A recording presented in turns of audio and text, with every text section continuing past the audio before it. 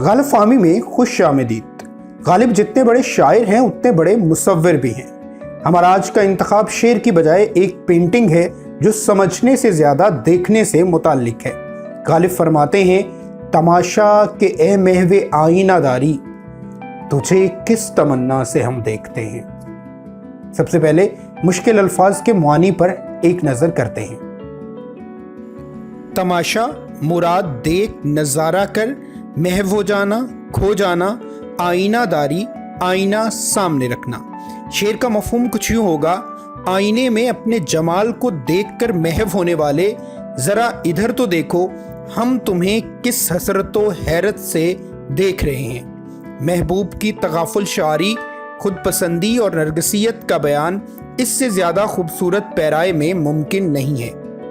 इस शेर में गालिब ने एक पेंटिंग बनाई है जो समझने से ज़्यादा देखने से मुताल्लिक है। महबूब आईना सामने रखकर अपने जमाल में महव है। आशिक बार बार चाहता है कि महबूब की नज़र उसकी तरफ उठे, मगर महबूब पर बदस्तूर महवियत का आलम तारी है। आखिर परेशान होकर पुकारता है, ए अपने हुस्नो जमाल में महव हो जाने वाले, ज़रा हमें भी निगाहे लुत्फ से शाद कर, देख हम किस आरजू और महवियत से तुझे देख रहे हैं। गालिब का महबूब शोखो शंग है, न शोले में ये करिश्मा न बर्क में ये अदा, कोई बताओ कि वो शोख तुंद खू क्या है।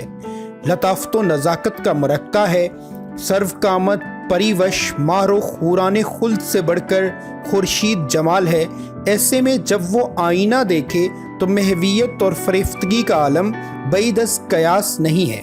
एक जगह फरमाते हैं, आईना देख अपना सा मुँह लेके रह गए, साहिब को दिल न देने में कितना गुरूर था। महबूब से कहते हैं, क्या आप बहुत गुरूर से कहा करते थे कि हम किसी पर आशिक नहीं हो सकते, लेकिन आईना में अपनी शक्ल देखकर अपने आप पर ही फिदा हो गए हैं। गुरूर किस आसानी से टूट गया है। एक और पेंटिंग मुलाहिजा कीजिए। जलवा अज़बस के तकाज़ाए निगह करता है, जौहरे आईना भी चाहे है मिजगा होना।